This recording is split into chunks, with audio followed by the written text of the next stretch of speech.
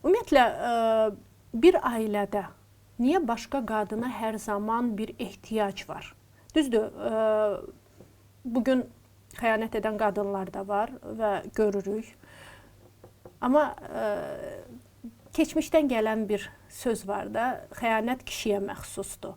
Bir çox hallarda o sözləri kim çıxardı? Nənələrimiz, babalarımız, yəni qəbullanıblar bunu.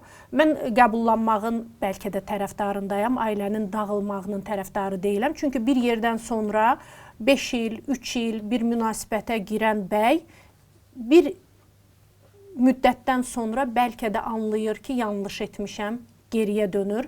O peşmançılıq hissini yaşayır mütləq ki. Amma boşanma zamanı nə baş verir? Artıq geriyə dönüş olmur. Uşaqlar da parçalanır, ailə də parçalanır, qadın da hardasa hissləri, özgüvəni məhv olur. Niyə? Kişilər hər şeyə rəğmən, uşaqlarına rəğmən, ailəyə rəğmən, vaxtı ilə sevib aldıqları qadına rəğmən, indi də sevdikləri qadına rəğmən bəzən bir günlük əyləncəyə meyilli olurlar. Ümumiyyətlə, insanın istəkləri bitmir. Libidodan da durmadan bizə impuls gəlir. Baxın, biz ancaq münasibətlərdə fərqlilik istəmirik. Yeməklərdə fərqlilik istəyirik, geyimlərdə, eyni evdə qalanda belə bir müddət sonra ev bizə darıxdırıcı gəlir. Təmir edirik. Biz bəli, təmir edirik, mebellərin yerini dəyişirik. Yəni, ümumiyyətlə, insan dəyişkən varlıqdır, dəyişkənliyi sevir. Biz düşünürük ki, ancaq bu partnyorlarda olur. Yox, siz baxsanız, eyni paltarla bir ay gəzə bilərsinizmi? Yox, mümkün deyil. Amma keçmişdə gəzmişik. Yenə də dəyişmək üçün ona görə də keçmişdə bu qədər xəyanət olmayıb bəlkə də. Bəli, çünki belə deyək də, dəyişmək üçün variant yox idi paltarı. Bəli. Eyni zamanda partnyorlar da indi çox əl çatandır.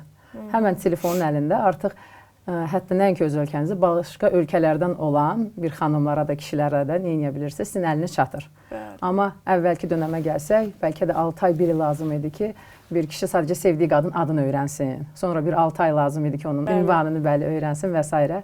Yəni bir şey əl çatandırsa, insanın doymaz xarakteri təbii ki, iştahı, belə deyək, başlayır qabarmağa və bunu istəyir. Və biləndə ki, buna görə cəza almayacaq, insan onu təbii ki, təkrarlayacaq. Məsəl üçün, əslində qadınlar da poliqamdır, amma əsrlər boyu qadınlar buna görə öldürülüb, yandırılıb, asılıb.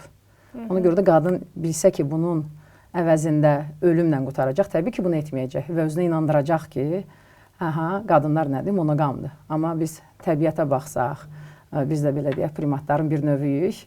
Görürsünüz ki, bir çox belə deyək də canlılar ümumiyyətlə poliqamdılar.